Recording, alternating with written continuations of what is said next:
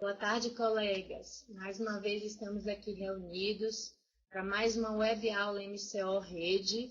Essa é a nossa 8ª web aula nesse pacto que foi feito entre o Ministério Público Estadual, Universidade Federal da Bahia, Maternidade Primério de Oliveira e a Rede Assistencial Materno-Infantil, tanto hospitais da região metropolitana quanto os hospitais vocacionados do interior da Bahia.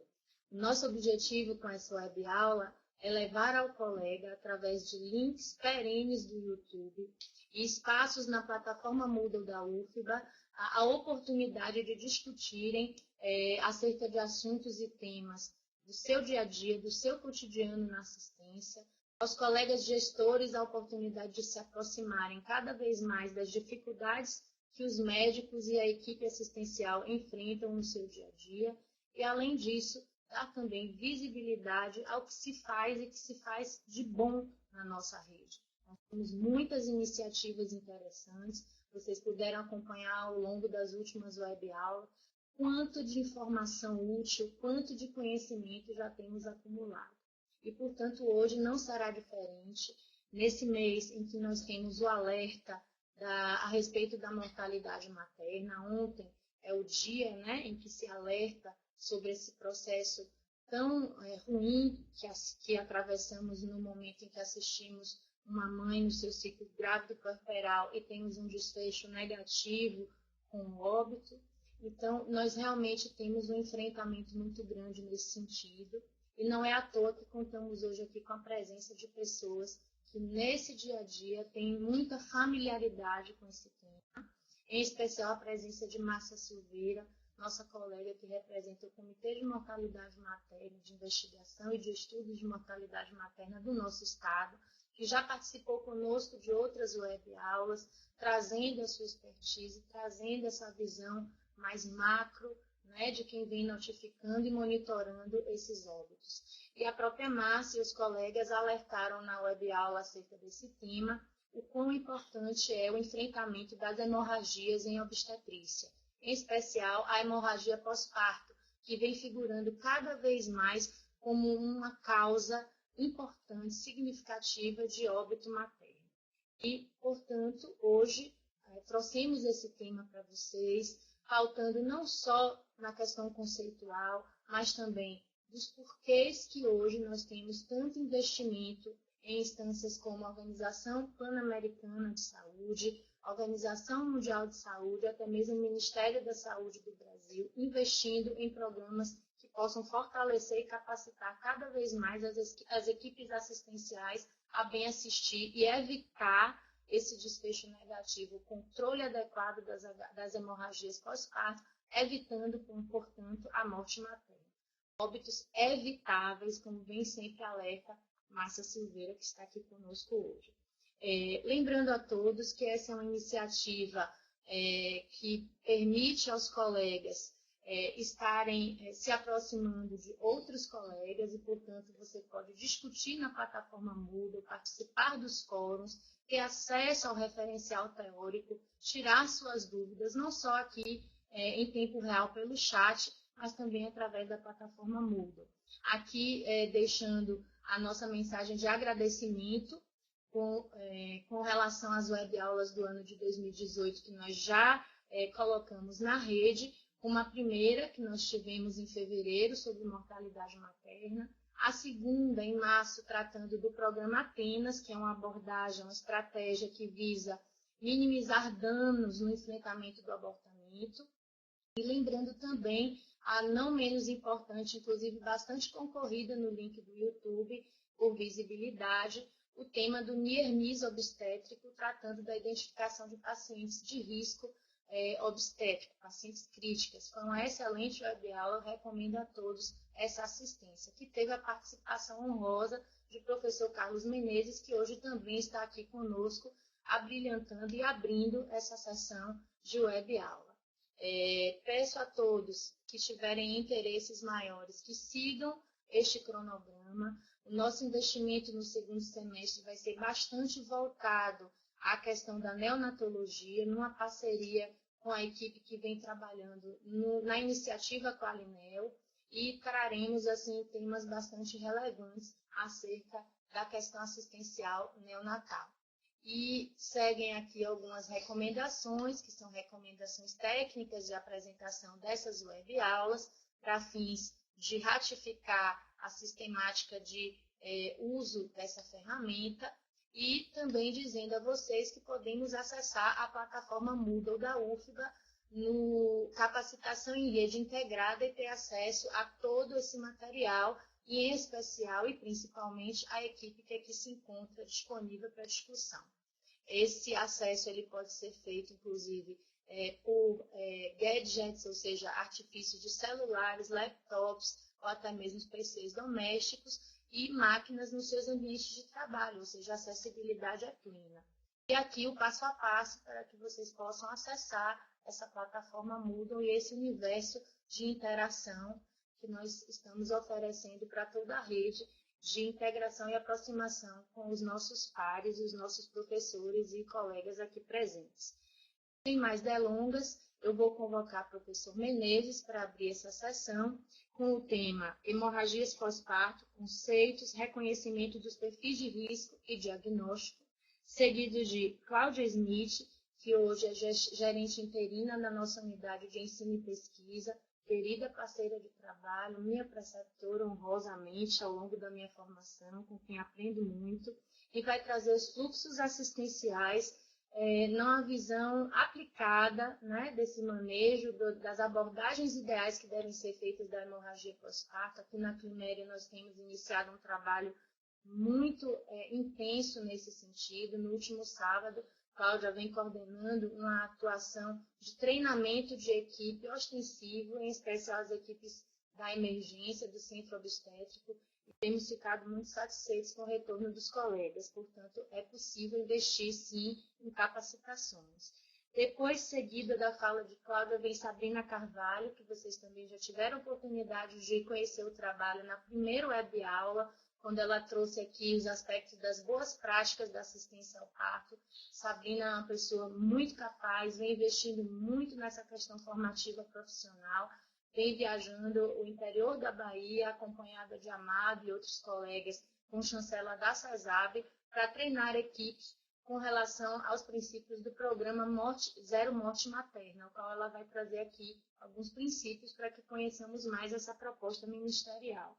E, por fim, traremos uma convidada especial, que é a doutora Carolina Lisboa, que é hematologista aqui da Climéria de Oliveira e do Grupo STS, que atende alguns hospitais, talvez a maioria dos hospitais da rede assistencial hoje de Salvador, para falar um pouco sobre a hemoterapia oportuna nesses casos. O que fazer, como utilizar, que hemoderivados utilizar. Portanto, toda essa abordagem ideal prevê que tenhamos uma interface com colegas, uma interlocução com especialistas, mas mais ainda uma equipe falando uma linguagem uníssona e integrada. E, para tanto, convidamos também os colegas que trabalham fortemente nesses processos de atuação efetiva aqui na Climéria. Andréa Souza, ela hoje é coordenadora da nossa equipe de enfermagem e ela pode trazer para vocês a visão dessa integração e de envolvimento da equipe de apoio. E Leila Brito, eu convidei Leila na intenção de trazer um pouco a fala do núcleo de segurança do paciente, que na medida em que investimos em capacitação e assumimos protocolos ideais de manejo, nós estamos assegurando, portanto, a boa assistência dos nossos pacientes. Ela vai trazer um pouco desse olhar para um abraço, espero que aproveitem, mas essa é a aula. Professor Menezes, por favor.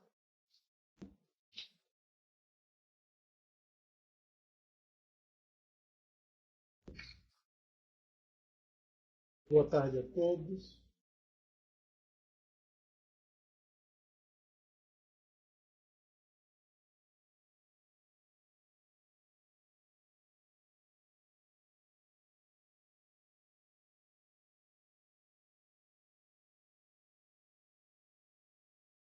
Vamos falar então um pouco sobre os conceitos da hemorragia pós-parto. E HPP é definido como uma perda de sangue acima de 500 ml pelo trato genital, após um parto vaginal ou quando isso ocorre acima de 1.000 ml após um parto cesariano. Já nesse conceito, a gente já vai a dificuldade do quanto é quantificar isso e a diferença que isso pode significar a depender da via de parto que essa paciente tem.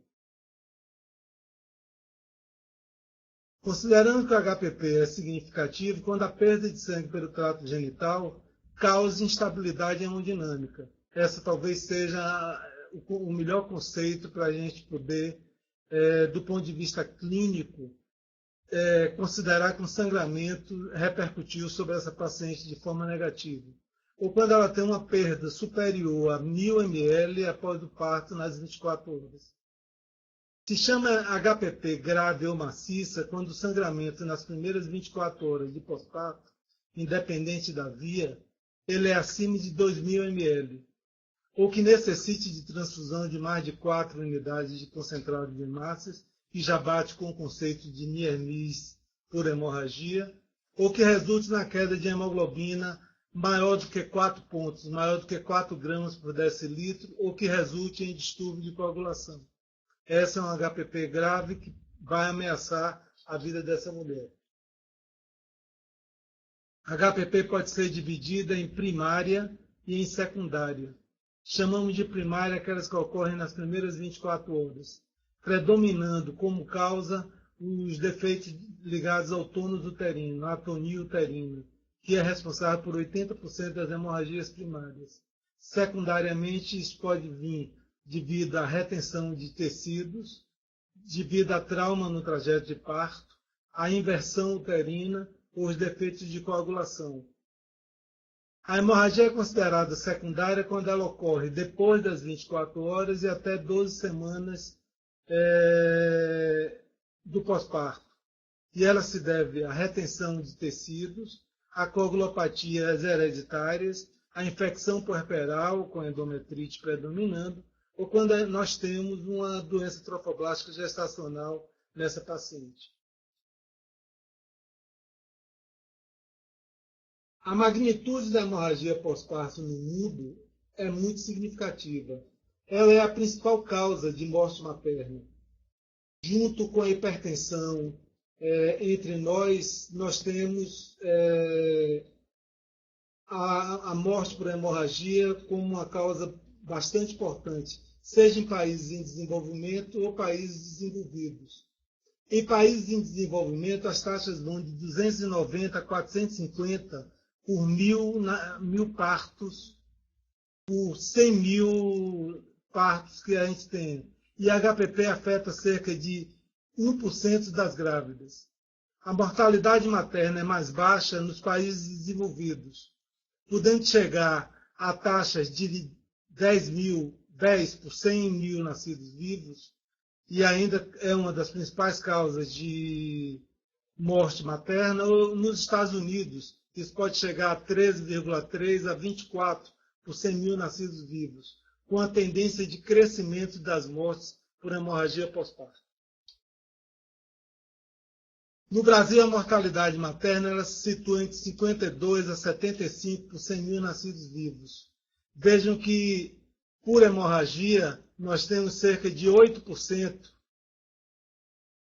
dessas mortes acontecendo, sendo que 23 ocorrem por doenças hipertensivas.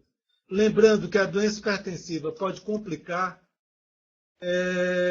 com hemorragia. Então, na reopsina, no distúrbio de coagulação, acontecem, ele pode ter uma associação entre as doenças hipertensivas e a hemorragia como causa dessa morte.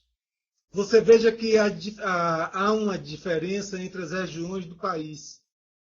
O ALCE, em 2018, utilizando dados ministeriais, verificou que a hemorragia pós-parto, a mortalidade por hemorragia, ela é maior no Nordeste, tá certo?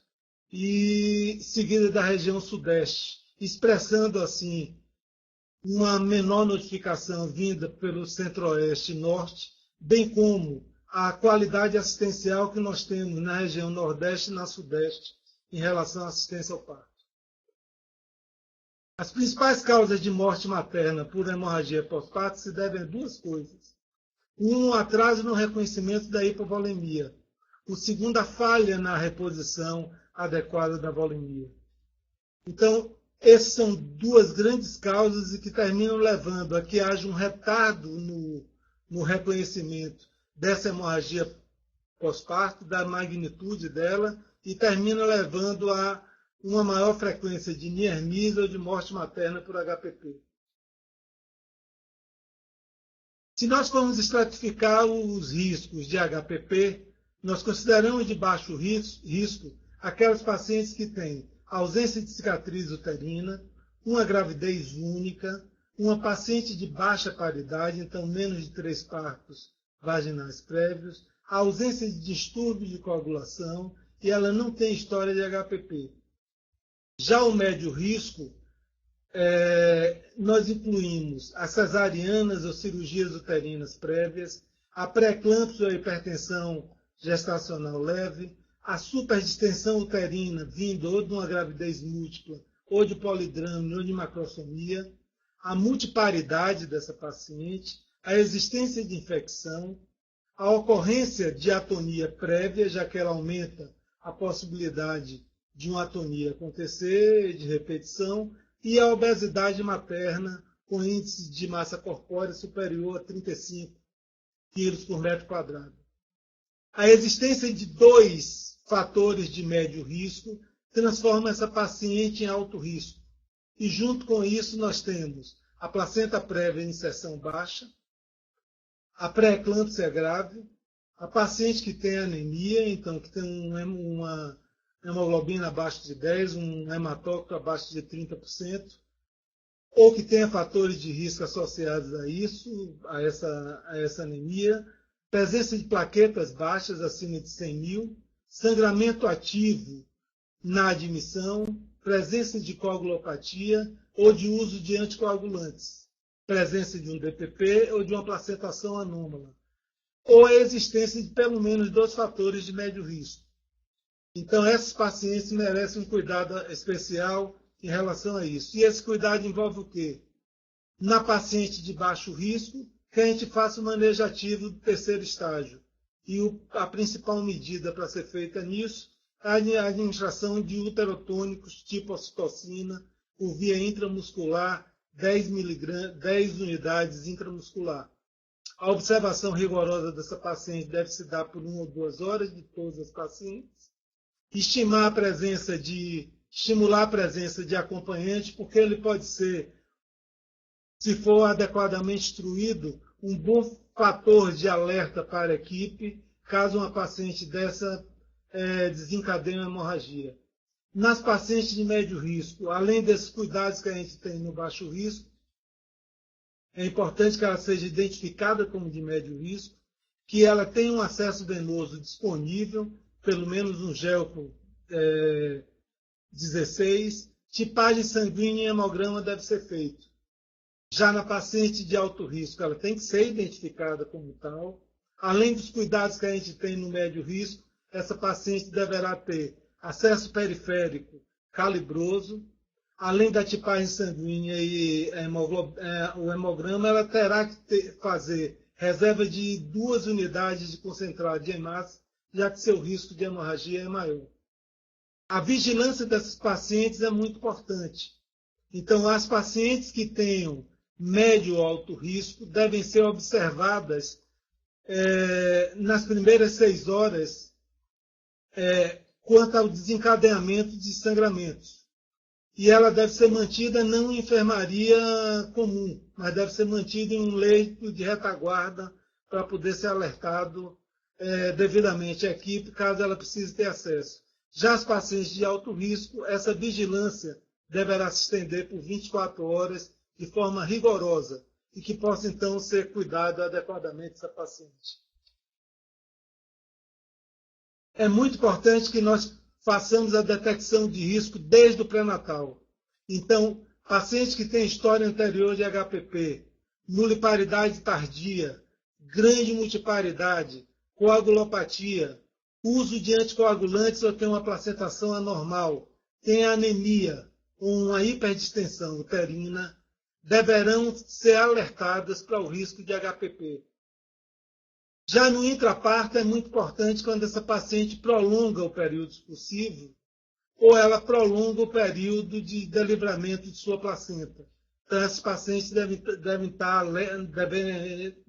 estar alerta à possibilidade dela desencadear uma hemorragia pós-parto. Além disso, as pacientes de pré-eclâmpsia, as pacientes de óbito fetal, as pacientes que estejam fazendo indução ou condução do parto, utilizando ocitocina ou misoprostol, o uso de sulfato de magnésio, porque ele pode produzir relaxamentos uterinos significativos, e a coriamnioniate, que também pode ser um fator importante.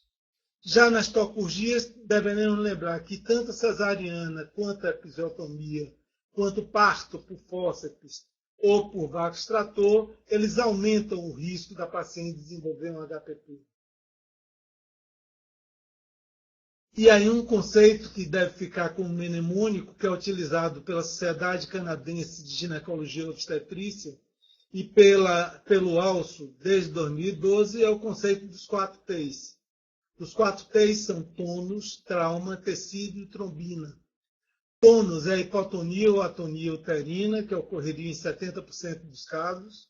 Em seguida, a gente tem o trauma e a gente tem que estar atento a ele, então são as lacerações do trajeto, os hematomas pélvicos, a inversão uterina, a ruptura uterina.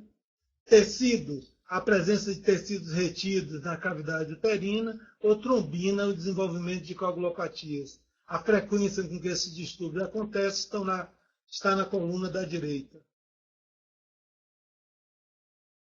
Os sintomas diagnósticos para essa paciente são muito importantes. Então, a paciente apresenta tontura, fraqueza, palpitações, agitação psicomotora, confusão, falta de ar.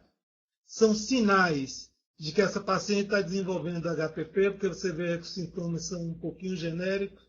A existência de sangramento aumentado, a hipotensão presente nessa paciente, acompanhada de taquicardia e sudorese, palidez cutânea, oligúria ou hipóxia nessas pacientes.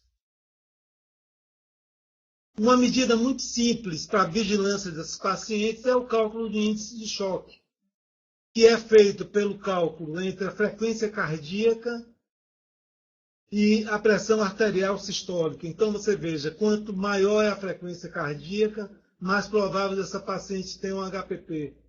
Quanto menor for a pressão arterial sistólica que essa paciente apresente, maior a possibilidade desse índice de choque ser alto. E aí nós temos, de acordo com a perda da paciente, nós temos pressão e pulso, como é que eles se comportam, o índice de choque de acordo com o volume de perda. Então você veja que esse índice de choque é proporcional à perda que a paciente apresenta, e perdas superiores a 1.500 a 2.000 ml são pacientes que já vão necessitar de intervenções que a colega Cláudia deve abordar adequadamente. Mas eu queria chamar a atenção para o índice de choque como uma medida simples de ser tomada e que a monitorização dele significa a possibilidade da gente poder identificar cedo HPPs que apresentem algum nível de significância. Fazer o diagnóstico de hemorragia, reconhecer essa hemorragia não é fácil.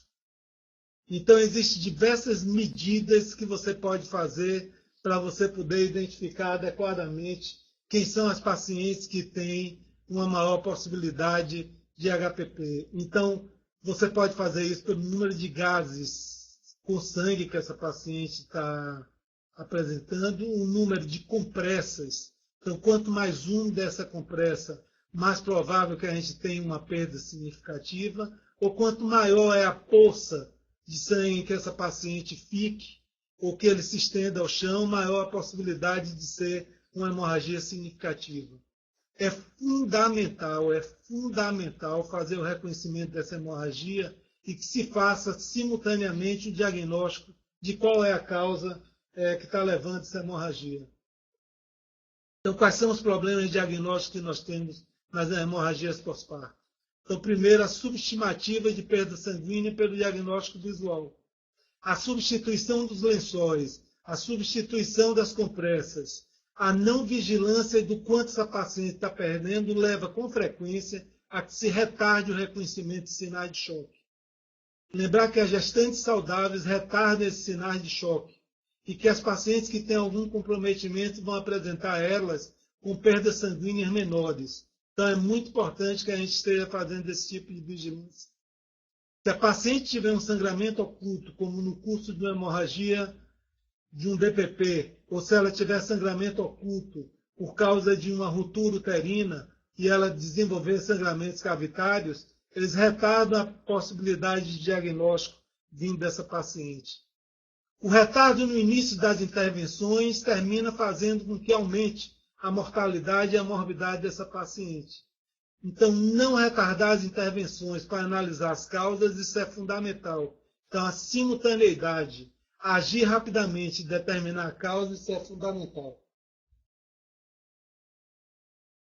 Bom, essas são as observações que a gente iria a respeito de diagnóstico. Eu convido a colega Cláudia para falar a respeito dos fluxos assistenciais dessa paciente.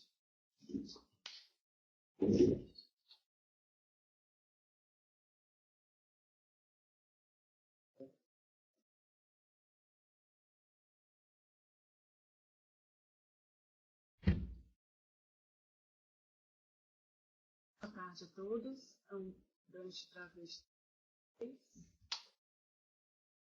Assim, como foi nos dado só 15 minutos, então a gente vai ser mais bem objetivo, tá?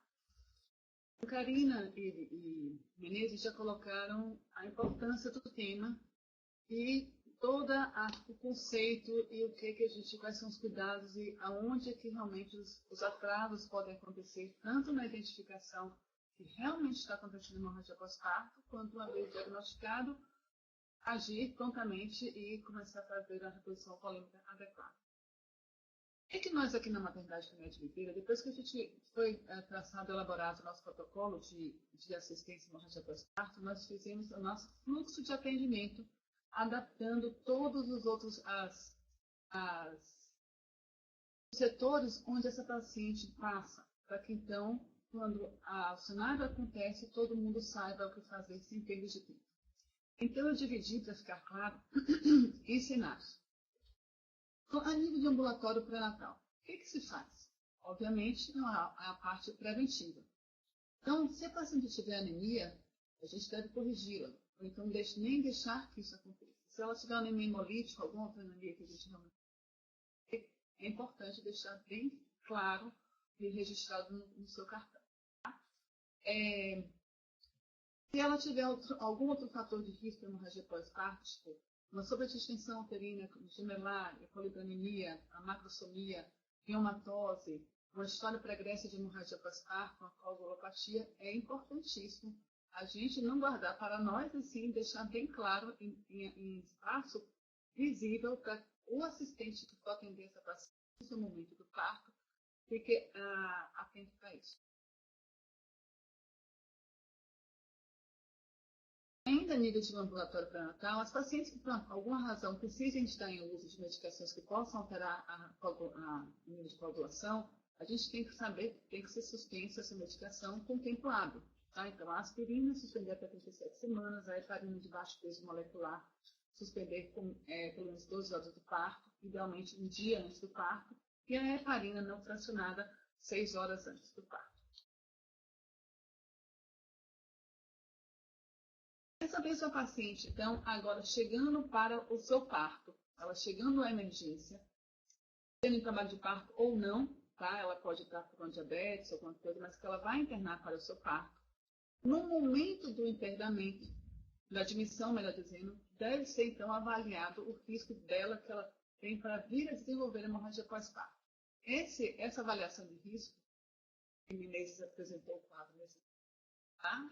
Esse mesmo quadro, tanto a enfermagem da CCR deve fazer, quanto, de novo, passa a enfermagem da CCR, então a ficha já chega, a paciente já chega com a ficha já classificada pela CCR que ela tem baixo, médio, alto risco para hemorragia pós-parto, tá?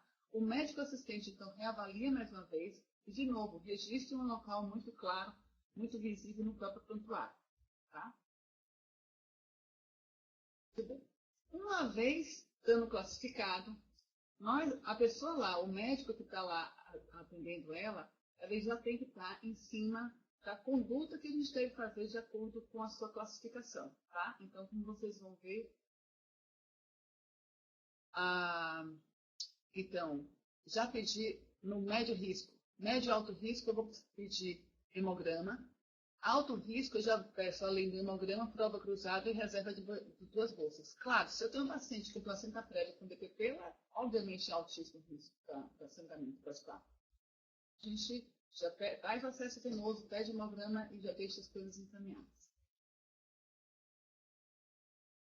Então, aqui é um resumo, tá? Então, preventivo na parto, médio e alto risco, eu tenho que pedir hemograma. Alto risco, eu também tenho que pedir uma reserva de sangue, com 2% de massas, e fazer a venose.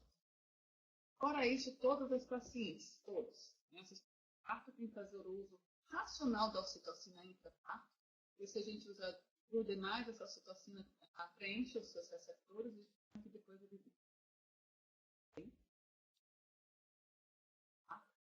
a episiotomia é só realizar quando necessário e nunca fazer a manobra de Steli. Muito bem. Ainda no parto, eu estou no momento do delivramento, né? Então, aí o bebê, ombro anterior, então já é hora para a gente fazer 2 ampolas de separação controlada do caudal e contamento de caudal fundo do terceiro período. Que nasce, é importantíssimo botar o bebê em contato pele a pele com a mãe. Ele vai conseguir amamentar. A bebê também vai. Nós, pós-parto, temos que, assim que sai do livramento, tem que avaliar muito bem essa plasticidade e fazer uma inspeção do trajeto do parto. Ou seja, é comum para todos os assistentes. Uma coisa que nós não podemos deixar de estar lembrados é que o parto só termina 1 hora após a saída do bebê. Ou seja, 1 hora essa paciente ainda está em total vigilância. Então, tanto que eu vou colocar depois, a gente desenvolveu para aqui, para nós, um papel da evolução desses dados, de forma que fique evidente quais foram os horários que, por acaso, não tem dados, ou quais são os dados. Então, quais são esses dados? São os nossos dados vitais, que aí, ao mesmo tempo, a gente já coloca para ser calculado o índice de choque, para não perder tempo. Assim que a gente vê o índice de choque, a gente já sabe. Quantidade de locação, é importante colocar quantos absorventes foram trocados, quantos metais foram trocados, para então, no final, ter fazer a somatória de tudo isso e o estado de consciência. Esse tempo de avaliação, de acompanhamento, é 1 hora em pacientes de baixo risco. Em pacientes de médio ou alto risco, essa hora deve ser estendida para 2 horas. É muito importante estimular a presença do acompanhante. A gente pensa no acompanhante muito no momento do nascimento do seu filho. Aumenta o seu vínculo do pai com a criança, da avó com a criança, que seja. Mas o acompanhante é importantíssimo ferramenta, porque ele está avaliando essa mudança de nível de consciência, de uma quantidade de sangramento, enquanto que os assistentes muitas vezes têm que se dedicar a pacientes. Esse é o parto. Coloquei nesse instante, são os 4 períodos, a gente está feito ao 4º período. E então, nesse momento que está acompanhando os dados vitais, o médico plantonista tem que ser alertado caso o índice de choque for maior do que 0,7. Certo? Porque a gente não deve ser chamado, ser alertado, se ela está em choque grave. Está começando alguma coisinha, temos para doar. Ou então, se houver qualquer um dos sinais de gravidade, ou então a estimativa de perda de sangue ser maior do que meio litro. O Menezes já apresentou, então, esse é o índice de choque, tendo na cabeça, quanto maior o índice de choque, pior o estado hemodinâmico. Fiz um quadro, então esse quadro é da OPAS, tá? E da OMS, e é bem interessante essa classificação. Que assim, como a gente viu, 0,7 ainda é muito leve, mas nesse momento que a gente tem que ser está do lado da paciente.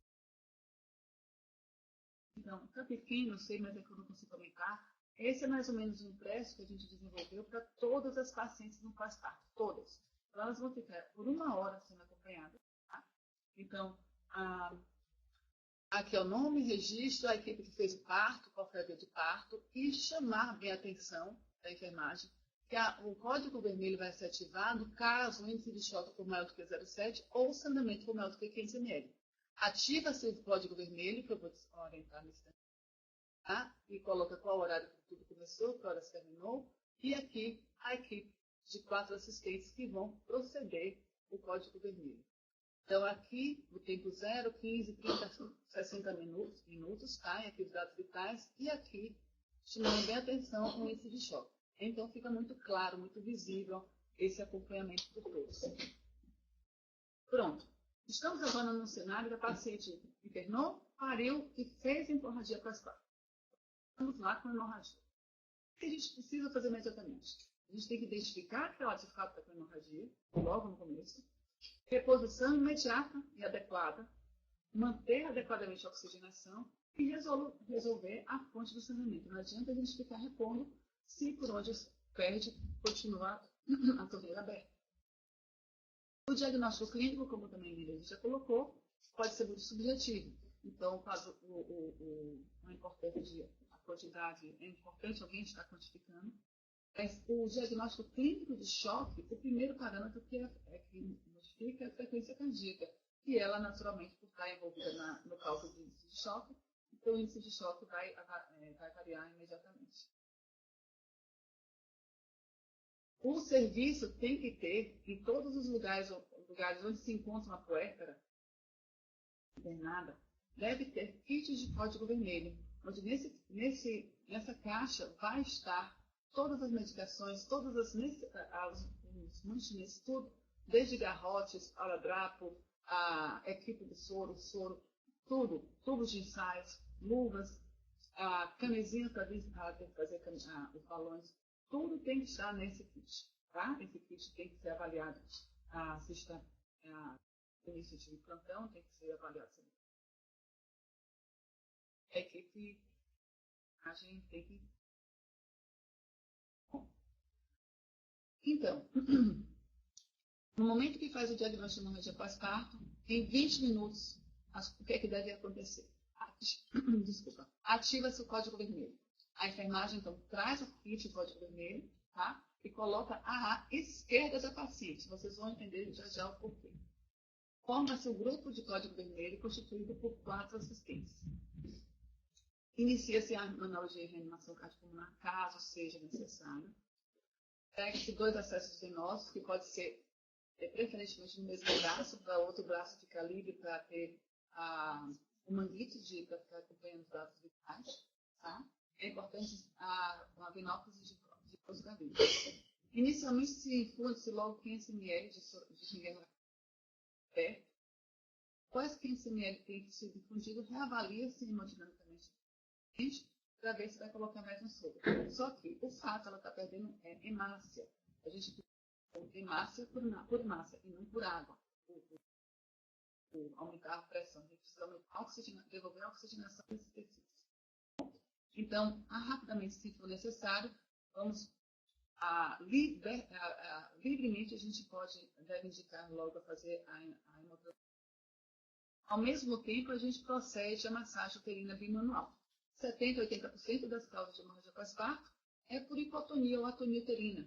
Então, até a gente avaliar o que é, imediatamente, um colega aqui que for tomar seu coordenador, ele já vai começar as massagens cardíacas enquanto vai se pegando veia, vai se pegando as medicações e vai dando continuidade. Tá? As medicações uterotônicas devem ser iniciadas no uso, assim também como o ácido tranexâmico. Tem suporte adequado de monitorização, dá oxigênio subcateter nasal ou por máscara. Importante de não esquecer de aquecer a paciente em sala de parto fria. O frio pode aumentar a displasia sanguínea. Tá? E que medicações seriam essas? Sempre a ocitocina vai ser de primeira escolha. Então a gente vai infundir a primeira ampola rapidamente, lembrar que não pode ser em bolos, porque isso faz uma hipotensão, tá? Então a gente vai diluir em 10 ml e faz em 1 minuto. Logo depois você põe 4 ampolas em um soro de 15 ml e deixa correr em 2 horas. Tá? Persistindo o sangramento, ou seja, a citocina não funcionou, então a gente lança a mão no misoprostol, 4 comprimidos de 200 microgramas, via retal, e ou metildonovina, então você pode repetir 2 a 4 horas. Porém, a metildonovina, caso ela não responda, ela tende a não responder nas horas. Bom, a metildonovina não usa em hipertensas e pacientes com costa. E ainda, continuando, pegamos, na hora que pega a veia, já colhe sangue para fazer tipagem, que provavelmente já foi feita na dimensão, hematohemoglobina. Obviamente, essa hematohemoglobina a gente não vai ver o nível atual, mas vai servir de controle, de parâmetro, porque ainda, enquanto ela está perdendo, ainda vai ter que ter toda uma redistribuição para a gente ter, só 2 horas depois que a gente coagulograma e hemocalcimetria. Contactar com o banco de sangue, contactar com a unidade de maior complexidade para ver se essa e agora sim, enquanto agora não, é o tempo, tudo simultaneamente. Vamos identificar as causas do sangramento, as outras trauma tecido trombino. Uma vez identificado, proceder ao controle deles. Tá? Fazer a hemoterapia. Então, se eu tenho um índice de choque maior ou igual a 0,9, vamos pedir reserva. Se eu tenho maior ou igual a 1,3, eu devo fazer transfusão de plasmáticos, depois de prova cruzada, uma relação minimônica de 6, 6, 6. Ou seja, 6 unidades de plasma, 6 de plasma, 6 de plaquetas e 6 de... Eu tenho um índice de choque maior ou igual a 1,7, eu não tenho tempo hábil de esperar a prova cruzada. Então, vamos pedir imediatamente 2 bolsas de O negativo, enquanto que as outras bolsas vão, então, a prova cruzada e também. Ainda dentro dos 30 minutos iniciais da convulsão, a gente deve colocar o traje anti-hemorrágico. Fazer a inserção com o traje, a gente pode colocar o balão intrauterino. Caso ela continue não resolvendo, então a gente parte cada vez para procedimentos mais invasivos. Então aí a gente faz uma laparotomia para fazer então as suturas hemorrágicas. E por fim, caso também nada disso resolva, a esterectomia. Importante termos na cabeça que o tempo é fator definidor do prognóstico da condição de hemorragia. Por isso, todas essas ações que foram nesse instante elencadas, a gente não pode fazer uma de cada vez. Elas são feitas de forma simultânea. Se a equipe não for treinada, não for capacitada, todas as pessoas podem saber o que fazer, mas elas podem fazer todas as mesmas coisas ao mesmo tempo.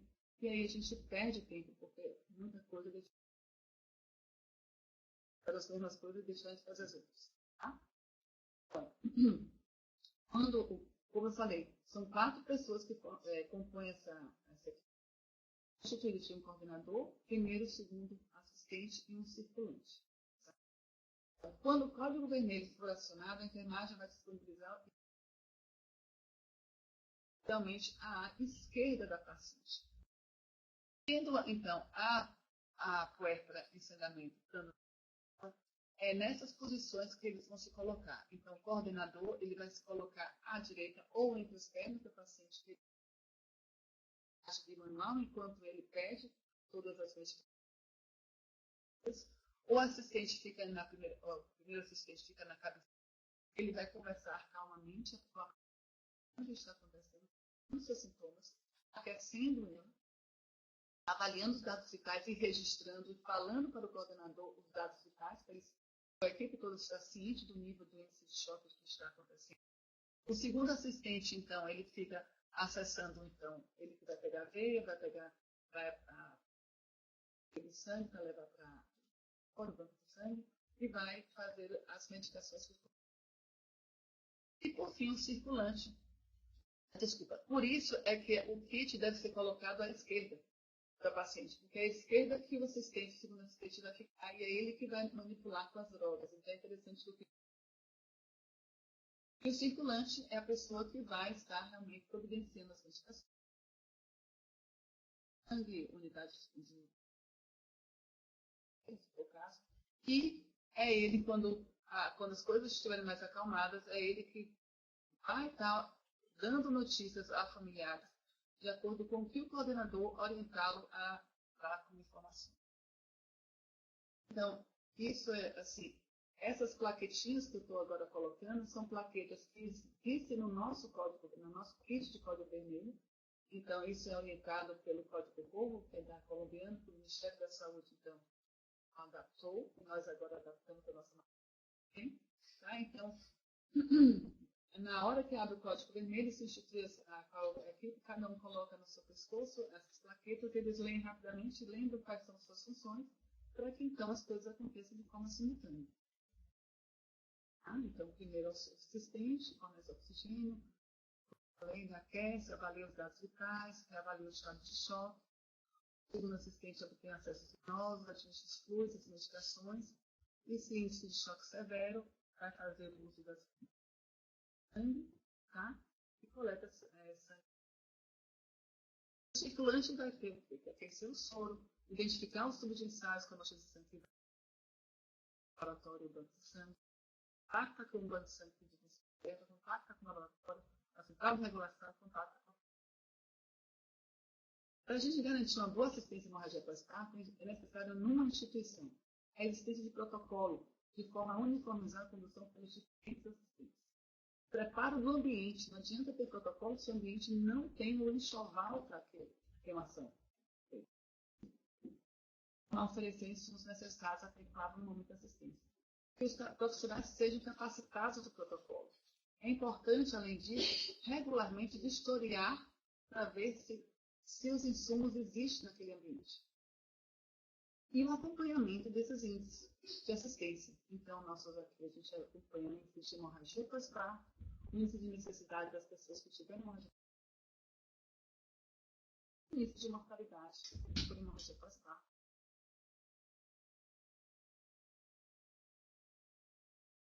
E agora chamar, Sabrina Carvalho, que vai então dar continuidade.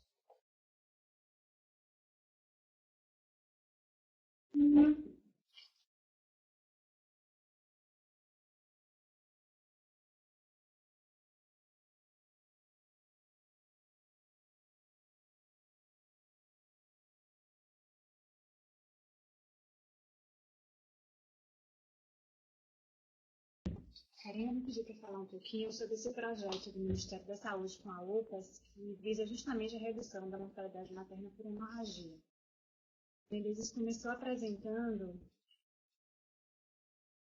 esses índices de mortalidade na primeira aula. E, mundialmente falando, nos países em desenvolvimento, ele varia, podendo chegar até 200 mortes a cada 100 mil nascidos vivos. E aqui no Brasil, a gente está entre esses países, né, que há alguns anos atrás lideravam essas mortalidades. E de 1990 para cá, a gente tem reduzido esse número, mas aquém do esperado. Então, só para a gente ter uma ideia, em 1990, a gente tinha um índice de mortalidade de 5,43 a cada 100 mil nascimentos. Em 2012, 61 a cada 100 mil nascimentos. Foi uma redução importante, né? E essa redução aconteceu por conta de diversos programas, né? E políticas de saúde, entre elas a Rede Cegonha, que foi uma revolucionária. Mas em 2015, a gente ainda estava muito longe da meta que foi proposta, que era de 35 mortes a cada 100 mil nascimentos. Essa meta, ela foi construída baseada nos Objetivos de Desenvolvimento do Milênio, que partiu de uma declaração do milênio feita pela OMS, numa reunião dos países, né, do mundo todo, e foi traçada em 2000 e objetivava 8 coisas, né, entre elas a redução da morte materna. Então, tinha a ver com melhorar diminuir a mortalidade infantil, e aqui o nosso foco é a diminuição da mortalidade materna. O objetivo no Brasil, na época, era reduzir em 3/4 essa mortalidade até 2015. Esse objetivo ficou longe de ser cumprido, a gente chegou em torno de 70, então era metade do que a gente objetivava alcançar. E, em reunião, inclusive, com outros países da América Latina, foi que surgiu a ideia do projeto Zero Morte Materna, e nesse caso o foco principal era a hemorragia. A gente hoje tem como segunda causa de morte materna no nosso país Aqui na Bahia, podemos chegar atualmente, essa continua sendo a segunda causa, e a gente mantém aqui no nosso estado um número de óbitos maternos em torno de 68 a 70 por 100 mil nascidos vivos. Essa iniciativa veio do Centro Latino-Americano de Perinatologia, a Organização Pan-Americana de Saúde, a Organização Mundial de Saúde e a Federação Latino-Americana de Sociedades de Ginecologia e Obstetrícia. Então, envolveu muitos países, e entre os 5 países prioritários de ação, ou seja, os que tinham maiores índices de mortalidade materna, o Brasil estava incluído. Aqui, esse projeto chegou em 2014 e 2015 e envolveu inicialmente esses seguintes estados aqui. Começou principalmente Ceará e Tocantins, mas envolveu Bahia, Minas, Pará, Piauí e Rio Grande do Sul. E aqui na Bahia, nós tivemos inicialmente 10 multiplicadores formados, né? Por isso, nós fomos para Brasília, fomos apresentados ao projeto que envolvia principalmente o Código Vermelho, que seria a resposta imediata ao quadro de hemorragia materna, como o Denise falou no começo.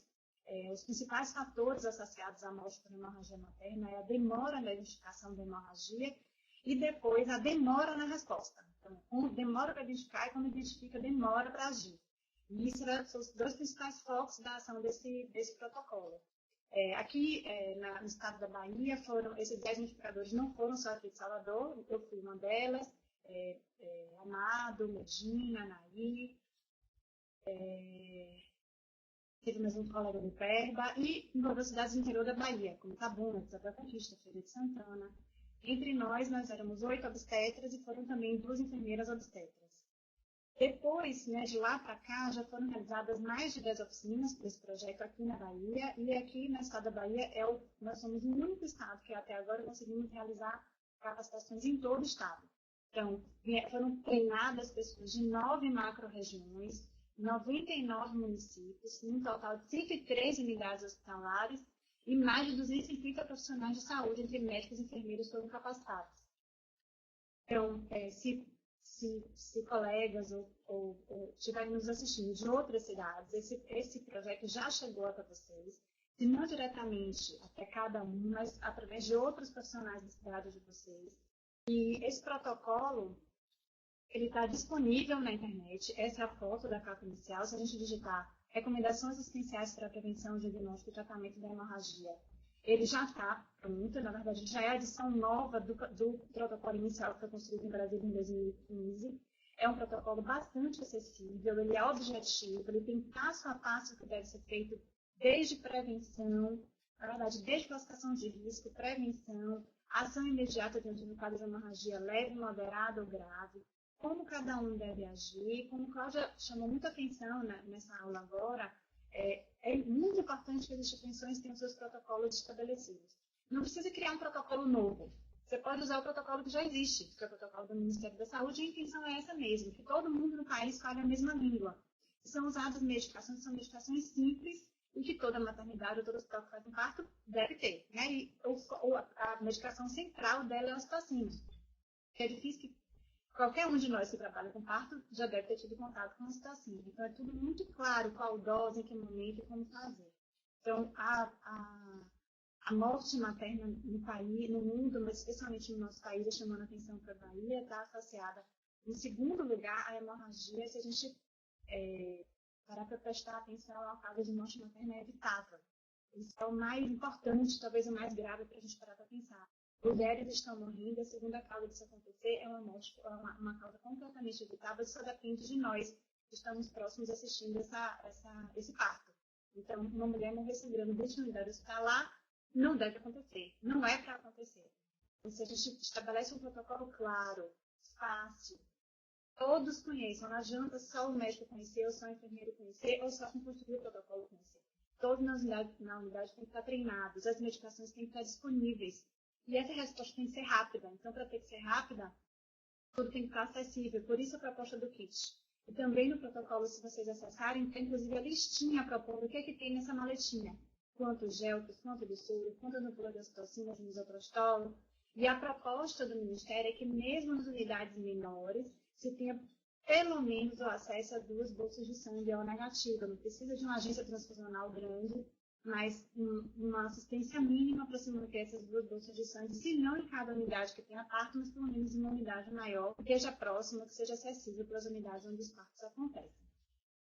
Era uma aula curta, era mais para apresentar o projeto, apresentar o protocolo para vocês, e depois a gente vai ter um momento de discussão que vamos estar acessíveis para tirar as dúvidas. A doutora Carolina vai falar um pouquinho agora da parte de hemotransfusão e ressuscitação do alelo.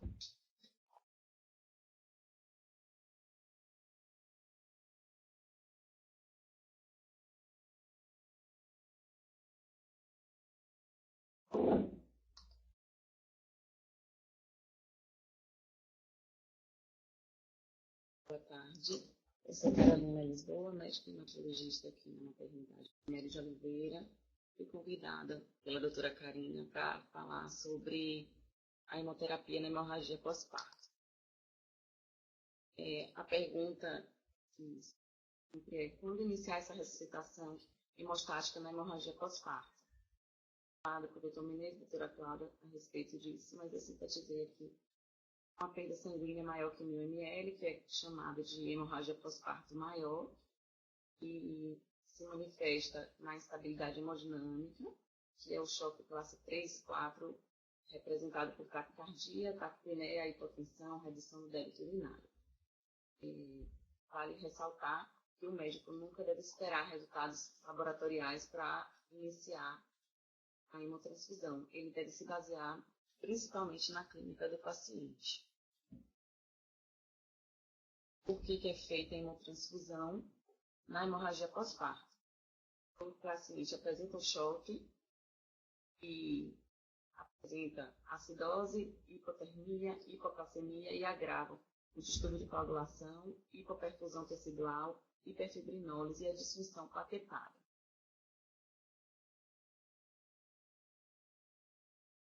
Como deve ser conduzida a ressuscitação hemostática na hemorragia pós-parto maior? É bem sintética a minha apresentação aqui, mas é o básico que deve se saber sobre o uso dos hemocomponentes nessa situação. A primeira coisa é acionar o banco de sangue para disparar o alerta de HPT, para que não seja necessário muito tempo de infusão de cristalóides, para não piorar a coagulopatia dilucional que essa ferramenta pode causar. É uma ferramenta necessária, mas tem que usar com cautela, como já foi dito. Deve ser solicitado 2 concentrados de hemácia O negativo, como extrema urgência, naqueles pacientes que não têm reserva prévia. Não significa que os testes deixarão de ser feitos, eles serão feitos depois.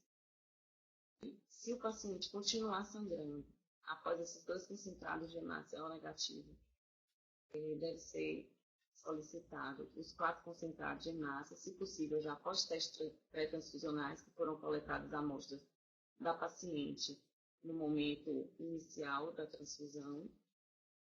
3 plasmas que devem ser instalados na paciente em menos de 1 hora da solicitação.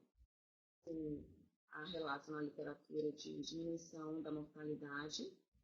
6 unidades de plaquetas escritas. A gente colocou na proporção 1:1. E isso é aceito na literatura também. O uso do transamin, 1 grama em 10 minutos nas primeiras 3 horas seguidas de 1 grama de 8 em 8, tem reduzido a mortalidade na hemorragia pós-parto.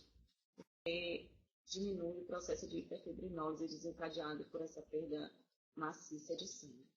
O objetivo laboratorial desses hemocomponentes é atingir uma hemoglobina maior que 8, plaquetas maior que 50.000, o RNI menor que 1,5 e CPPA menor que 1,5 vezes o colágeno maior que 200.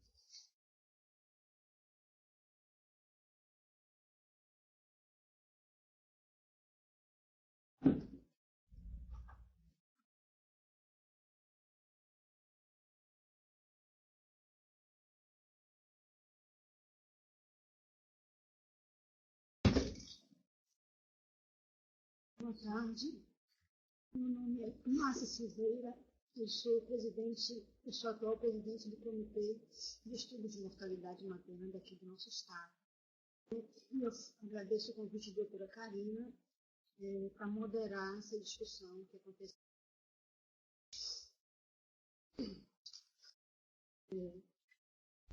Ontem, dia 28 de maio, um dia de alusão ao combate da mortalidade materna aqui no Brasil, né? É o Dia Nacional. Então, eu fiquei muito feliz de termos essa web aula hoje, porque nós sabemos que por muito tempo a morte materna ela foi invisível, né? Nossa taxa de mortalidade materna era muito alta, mas nós, brasileiros, baianos, não conhecíamos sequer essa taxa e nem sabíamos que existia, né, a mortalidade materna. Então, eu fico feliz por essa aula e por estarmos chamando atenção, né, para nosso estado, para nosso país, para nosso município, que existe esse problema, apesar de que nós sabemos que a mortalidade materna, ela escolhe, né? Ela escolhe quem são essas mulheres que morrem, que são as mulheres mais vulneráveis, são as mulheres mais pobres, são as mulheres negras, são as mulheres solteiras, né? Nós sabemos disso. Então, cada vez mais nós estamos de ter um empenho para cuidar dessas mulheres, melhorar a assistência ao SUS. Só para... Posso começar a fazer as perguntas, Karina? Eu vou ver.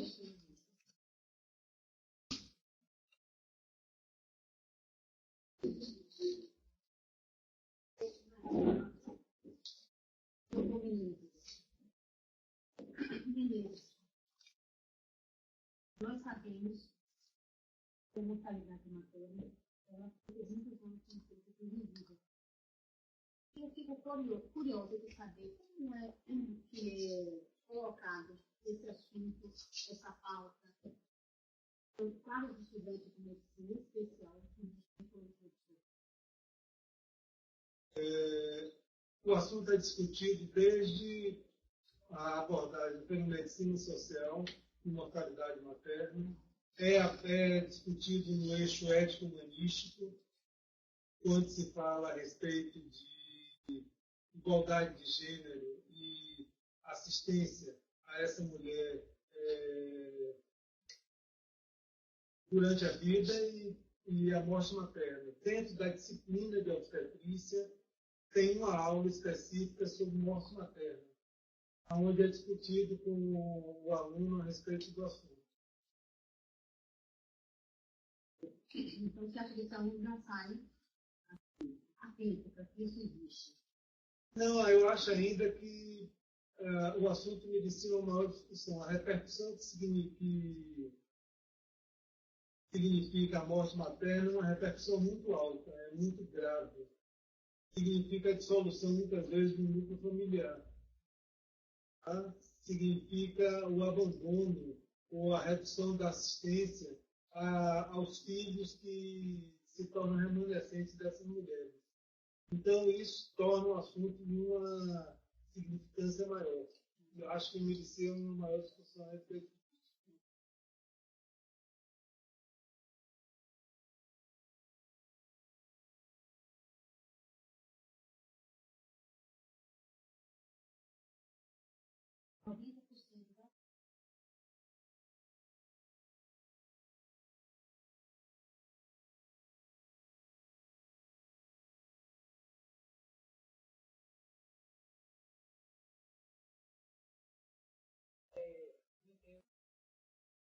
Podemos justamente por isso. Como os internos foram chaves que puderam ser abordadas.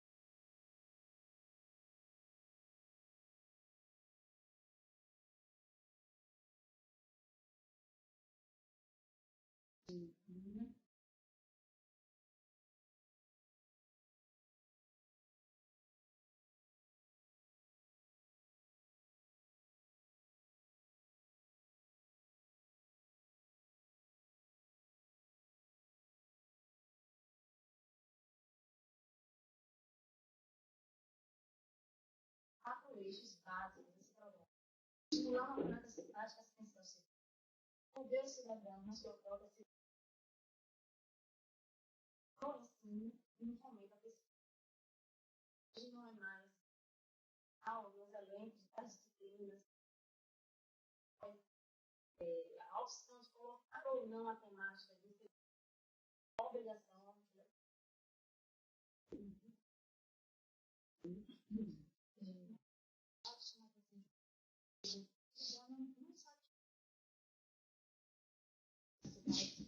Eu acho que ainda existe uma obstetrícia de nascimento, né? A nascimento. Quando as obstétricas, elas existissem na óbito. Dá atenção de que atas de que diabetes descomplicada, mata, enfim. A obstetrícia, ela é mas todas essas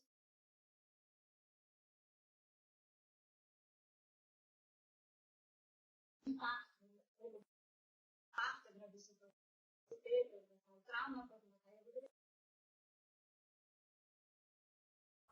o parto, faz que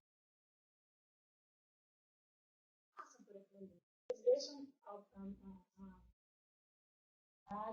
eles vão fazer outras especialidades, eles estão malucos, porque a gente não é muito bom, mas devia ter sido cuidado, porque não tem um menor meio pela paciente.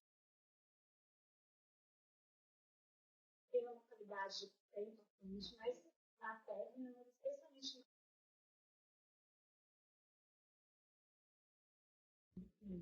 então, se você vai ter realmente, né? A gente sabe que quem tem patologia é animal. Então, nós sabemos que um grande número de mulheres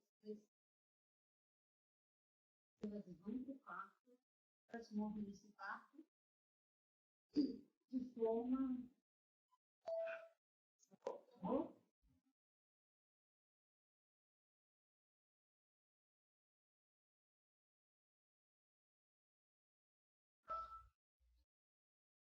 Nós sabemos que uma grande parte dessas mulheres elas são sadias, elas não têm patologia, elas morrem, em especial por hemorragia. Né? Então, é importante que diga que todo parto, na verdade, tem potencial. E se ele sangra, eu investigo muitos outros, quando nós vamos ver a retrospectiva, o que a gente vê é que essa mulher já deu vários sinais. Ela não morre de uma hora para outra. É que ela morreu e foi dada toda a assistência a ela, não. A gente sabe que os atrasos são conhecidos desde 1994. Casos, né? Teve 30 chutadores que são ressuscitados, né? Esses atrasos foram ressuscitados e, na verdade, a gente sabe que o óbito da obstetrícia, em especial o óbito materno direto, ele acontece por uma demora na atenção. Em especial, nós temos uma demora no diagnóstico efetivo, uma demora no diagnóstico do seu paciente e demora de tomar as providências. Então, o paciente morre. E muito interessante chamar a atenção desse código de para o paciente com uma paciente potencial que pode morrer. Se alguém estiver junto dela, sem sair de junto dela, morre e não vai chegar a precisar nem de sangue. A grande parte das vezes.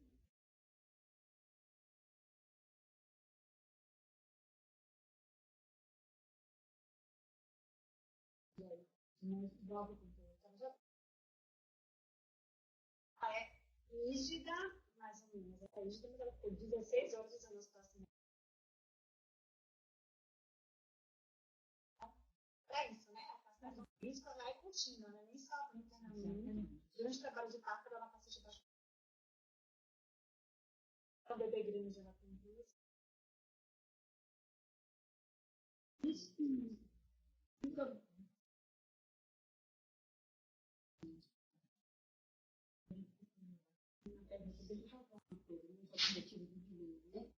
E nós, o Brasil não alcançou. Né? Ela 35 mortes por semana. Esses objetivos de ninguém foram substituídos pelos objetivos de desenvolvimento sustentável. Entre 23 e 25 de setembro de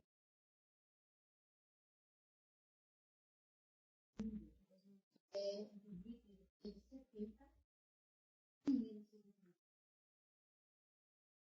extremamente ambiciosa, feito a Brasil, você faz o cálculo 6, essa meta passa a ter 20. Então, é preciso assim, um esforço de todos nós. Na verdade, nós não podemos dizer que nós não temos nada com a mortalidade. Atender esses pacientes, nós estamos ensinando esses alunos que vão atender esses pacientes. Perguntaram aí, foi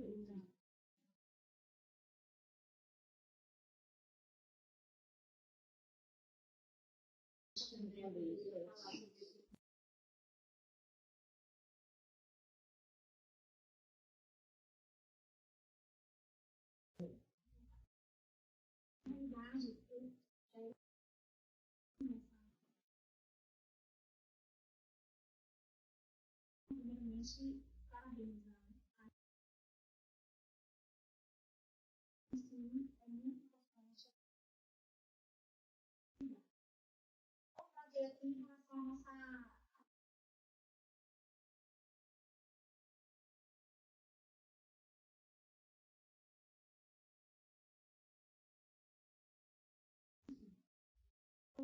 foi falado em relação, considerando isso, não é para acontecer. Os profissionais na área e de toda a equipe assistencial. Esses profissionais sejam realmente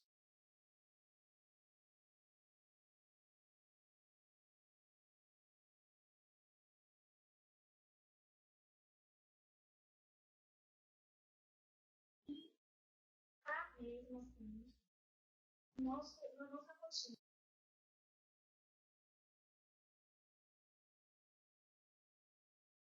de trabalho. E a gente pode, ainda ensinando isso,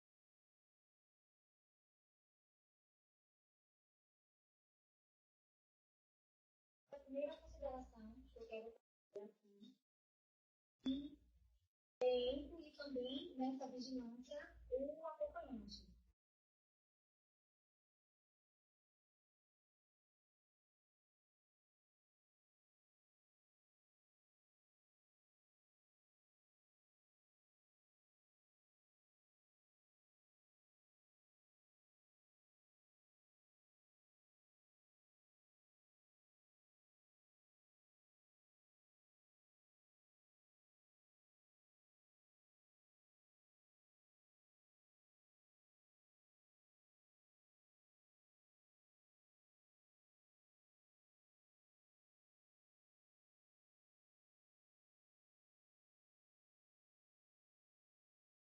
De todos os profissionais.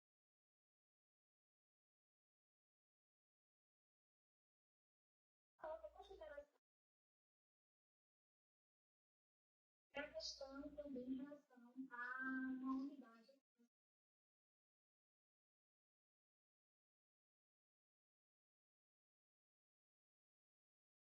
A gente já fez informação.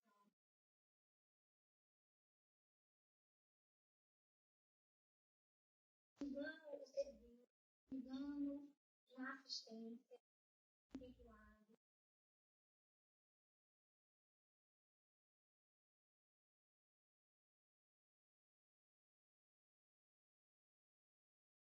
Dela,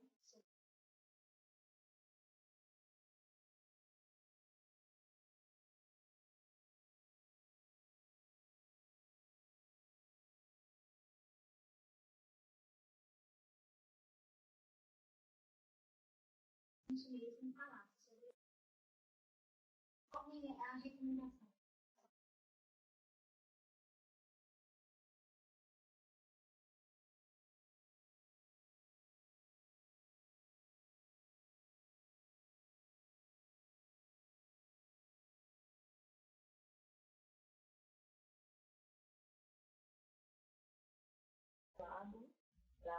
unidade. Então, uma, ao lado do outro,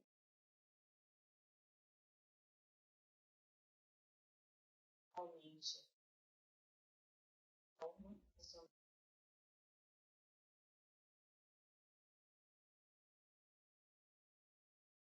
pede, pode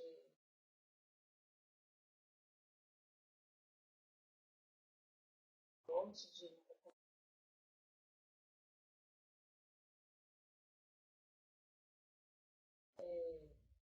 uma padronização,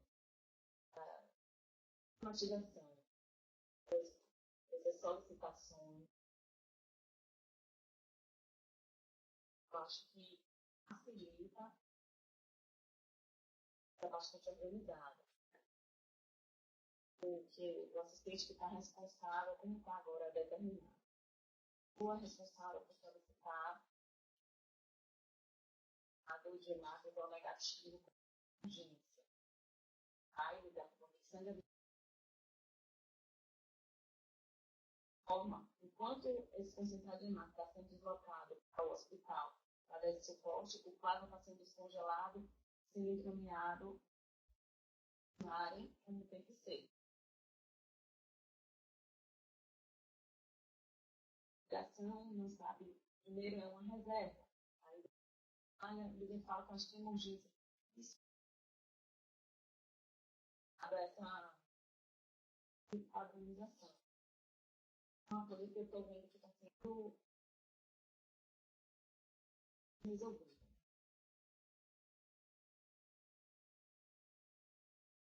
Tem legislação,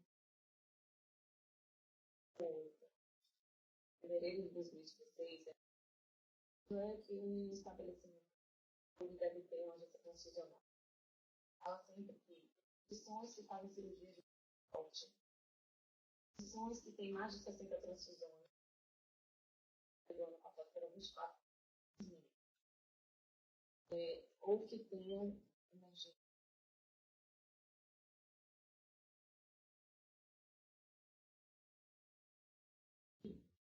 Assim, lá na nossa não está funcionando a urgência da maternidade. O parto não é urgência.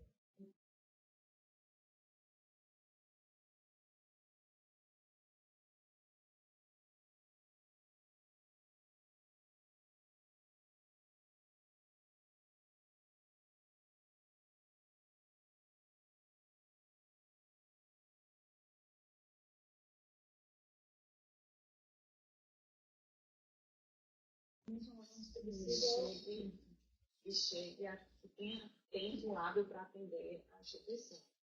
Na verdade, o que eles propõem o objetivo também é ser né? Temos duas bolsas na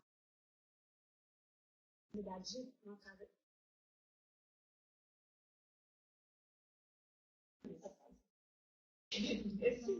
Esse hemocomponente, ele tem que ser monitorado, temperatura, todos os cuidados, garantir a qualidade daquele produto. Não é simplesmente colocar dos Isso pode ser feito pelo laboratório total. Tem que ter a adequação para o armazenamento. Todo o processo tem que ser monitorado. E você tem pessoas que, por exemplo, se tem hematologista em casa, pode ter Sim, em caso de falta de energia. Não é medida, né? E nós vamos pensar que nós estamos trabalhando Para buscar. para que não chegue nem a usar sangue. Aqui pode usar, mas a gente está trabalhando para isso. É muito desse ser falado. Uma coisa que eu queria falar.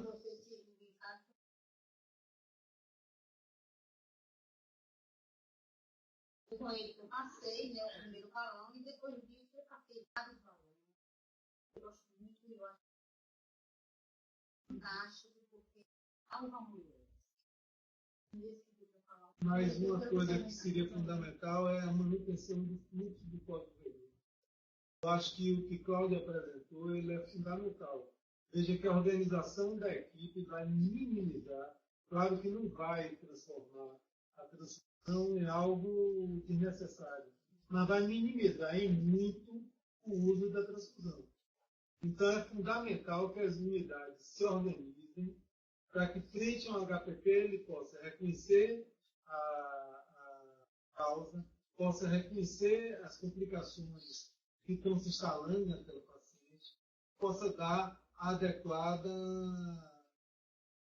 terapia. Chamando a atenção que nenhuma daquelas drogas que estão propostas dentro do fluxo são drogas de difícil aquisição.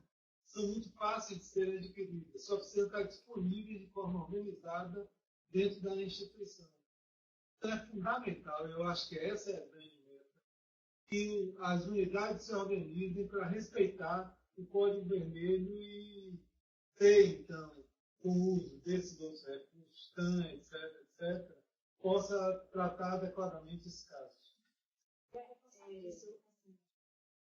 Hora de ouro.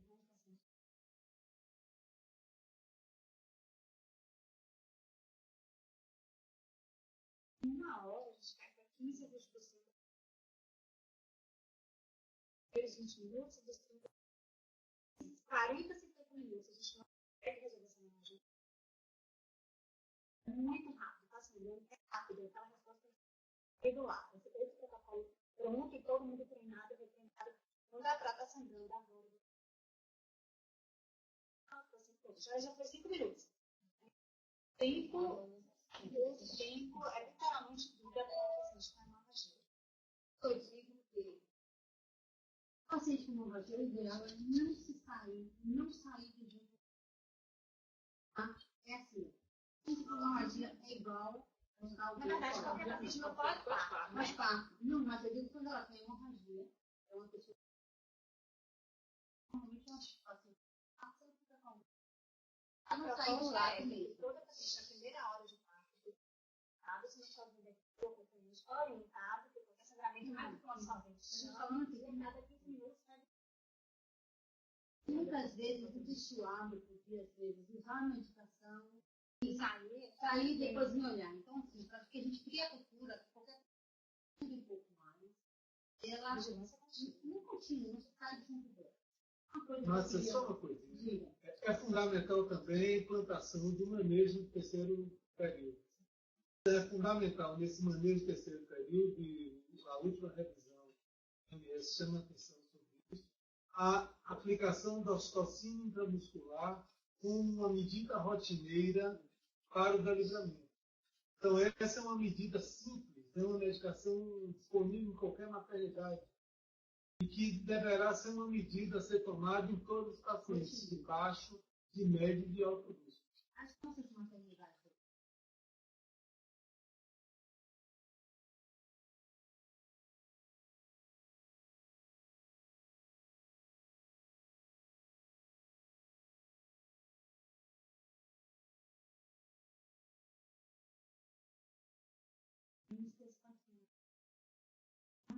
Menos pacientes que vão.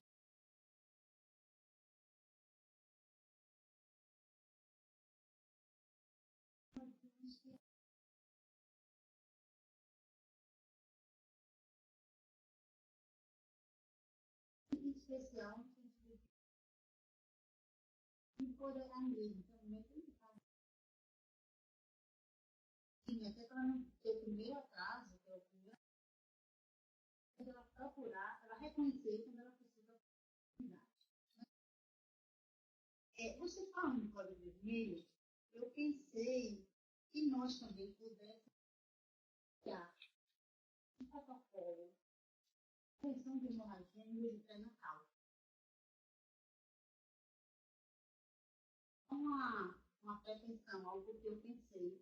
Se você pudesse dizer, porque tem mulheres que elas já dizem, eu vou sangrar, né? Mas porque nós temos de chamar isso de parto, no pós-parto. Também temos de começar a chamar isso no pré-natal. Como que você A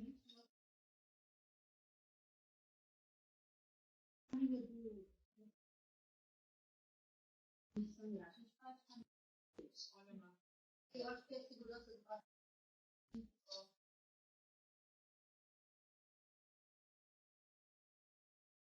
as condições de convênio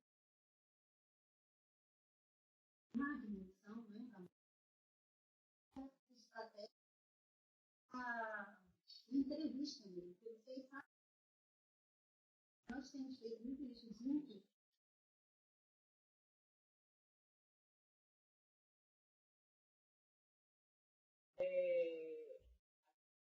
Natal é um dos critérios da maternidade segura. Tem que procurar, sem sombra de dúvida, Natal de boa qualidade.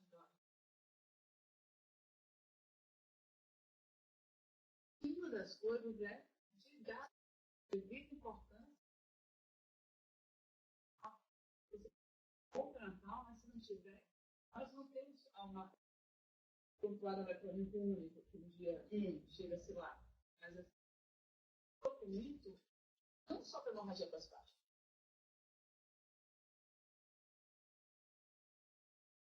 É importante que a gente tem que fazer um trabalho de conscientização, talvez. Dar o cuidado sempre bem do documento. Quando ele chega, você só tem que escrever caligraficamente o documento.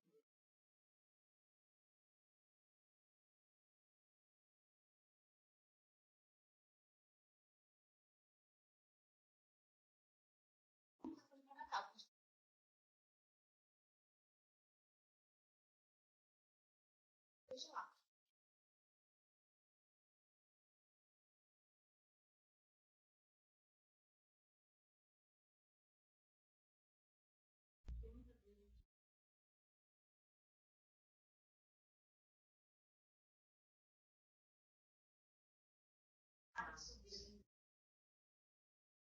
Tido por uma informação se perder. Sabe o que ela tem? Às vezes ela memoriza determinada chamar a atenção e isso não existe para uma da pessoa. Essa questão.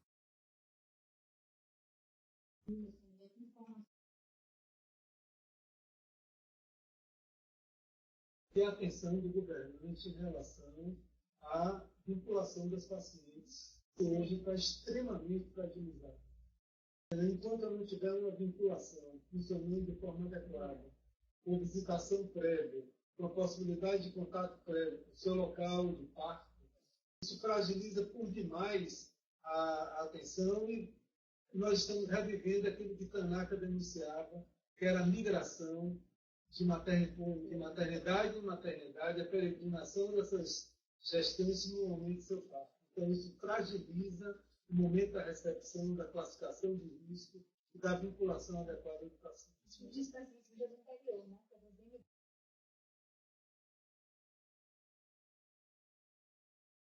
A hora de viagem. Se nós olharmos o gráfico, 2011 foi implantado na cidade de gráfico 2017, a gente vê que a hemorragia nós sabemos que houve uma melhora da investigação e mais óbitos que são notificados. Né? Então, isso também interfere. Chamar essa atenção quando a gente interessante isso. Eu tenho uma pergunta aí que alguém pergunta para a Sabrina. Qual o tempo que o TAM pode ficar na paciente? O TAM age no choque não traumático. Eu até levantei para perguntar a Sabrina se um link, que é um vídeo. A coisa que você consegue. Age no choque não. 10 minutos de mel. E tem que ser de baixo para cima, primeiro para as pernas, até o abdômen. Ele é utilizado principalmente no esporte.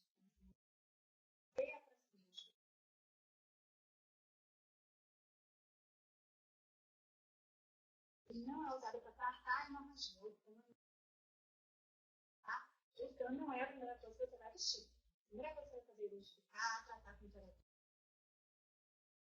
cirúrgica, famosa cirurgia. Não tem a estabilidade que você está cognitiva. Você vai vestir o traje. Ele pode ser mantido por até 72 horas. Geralmente nesse não tem, né? Tirar usando o pano na sua. Pode tirar o pano na mesma hora. Para chegar, você tem que garantir que ela está retirado parte por parte, testar se você veste. Cada parte dessa é por 20 minutos.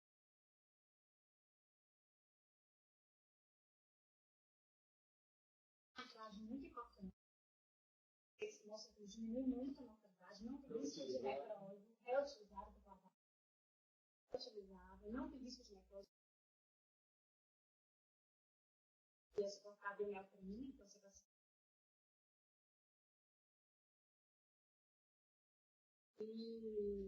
Mas tem que lembrar que ele não trata hemorragia. Ele é para manter sentada a hemorragia e manter a paciente. Então, ainda que você queira vestir enquanto você trata a hemorragia, veste porque ele não impede, né? Ele tem uma abertura vaginal, por exemplo, você pode ter. O foco do sangramento. Na rotina, em todo o paciente, digamos assim, para você evitar, né? Que ela choque, né? Ela mantenha o sangue não coração. E você falou aí da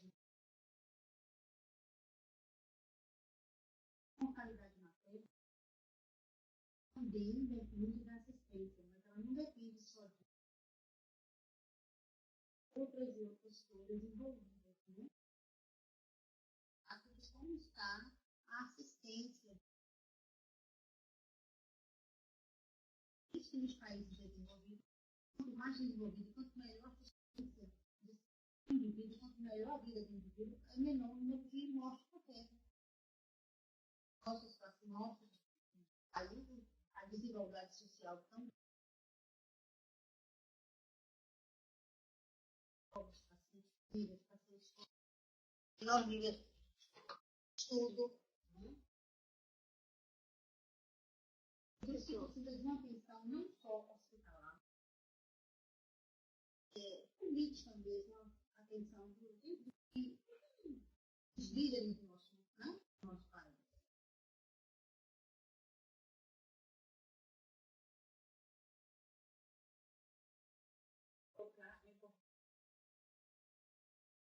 Mas que a gente tem que a gente não tem situações que mesmo que a gente faça aquela pessoa que pode abrir uma féria tá? Também essa mulher. Não. Três coisas que eu digo que a Ministério da Saúde chama muito rápida a hemorragia. O uso sem muita parcimônia, assim, de hipoteratônicos, a gente tem que ser rápido nisso, muitas vezes a gente trabalha. Todo mundo está trabalhando. Então você pode, inclusive, começar todo junto.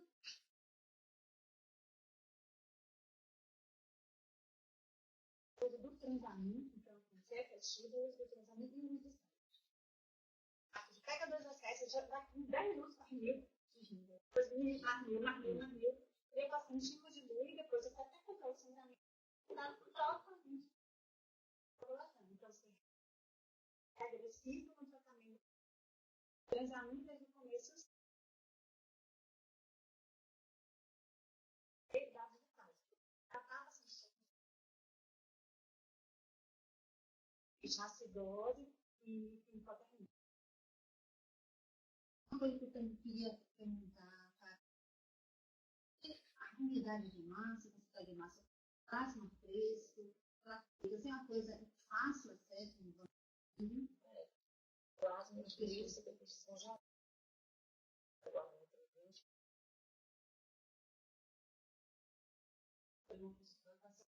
Eu acho que já está feita, né? Mas assim, princípio está disponível de acesso. De acesso, perfeito. Disponível. Atualmente temos.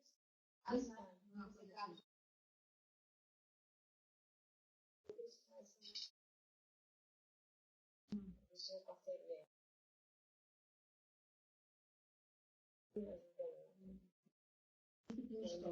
Sempre depende de doações, né?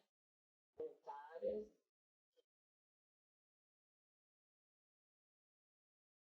destinadas ao paciente.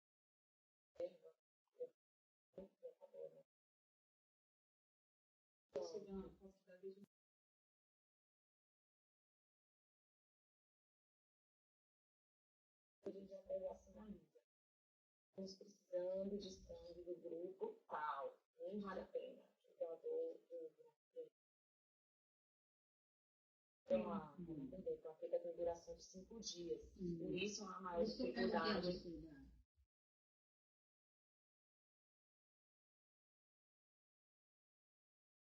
A minha realmente, como sabendo disso, tudo é importante.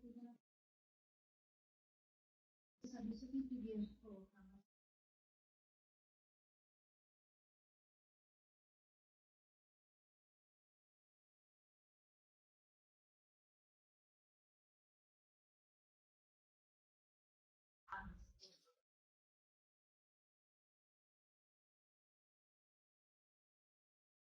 Ele tem se mostrado.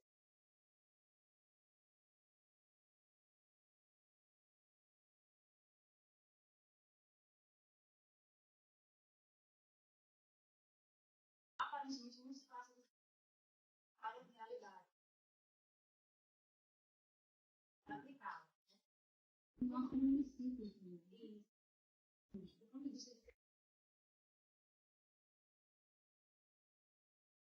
favorável.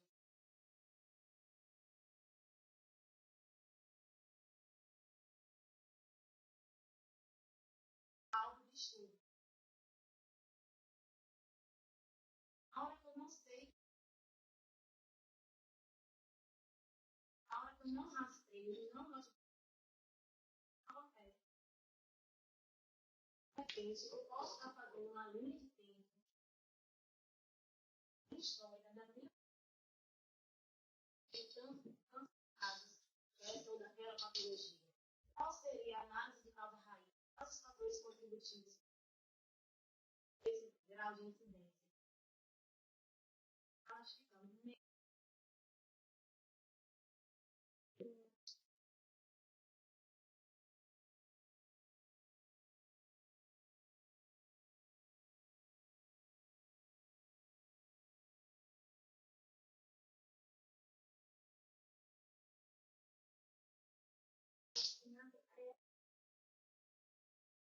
Incentivar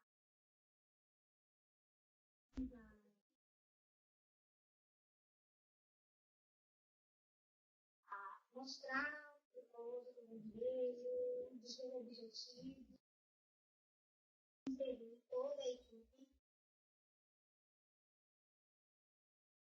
cada passo,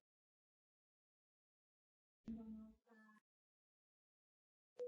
realidade, parabenizar toda a equipe que realmente a gente viu capacitar muito bom mesmo, né? Inclusive no mesmo dia.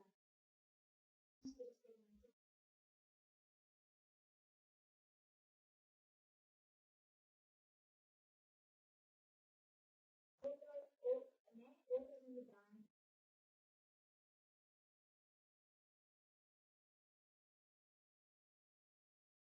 Precisa muito.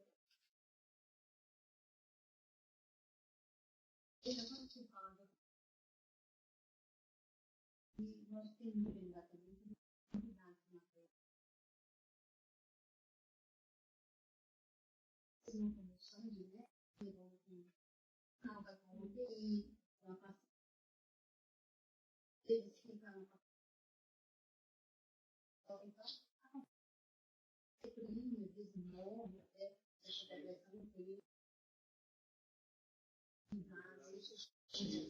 Exatamente, o paciente que às vezes sangrou, às vezes já compromete a luz, né?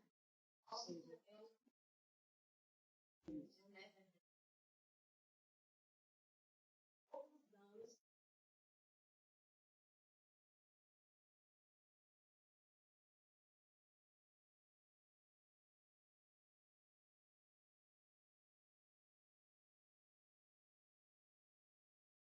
evitável.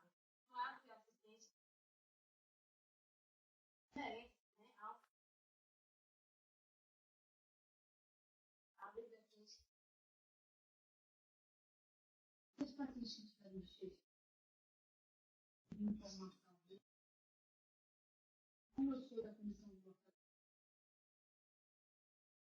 nós começamos agora com a coordenação. Teve muitas pacientes. Toda a hemorragia, todos os pacientes, a gente sabe que é um número de pega de depois para uma.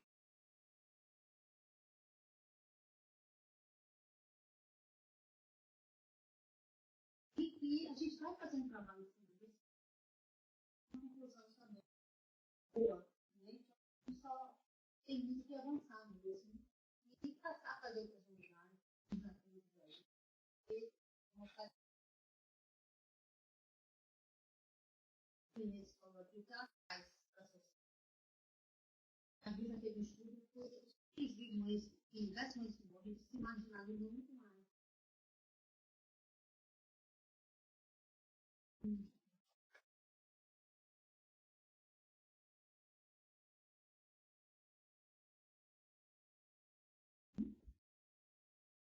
Finalizar?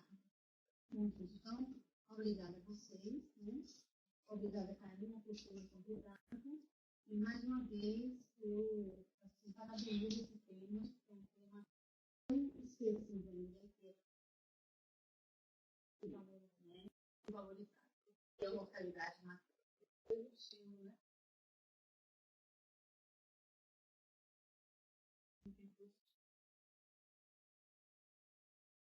Social não vai ter pós-parto. Todas as medicações que existem, organizadas, e 90% das vezes na causa completamente evitada.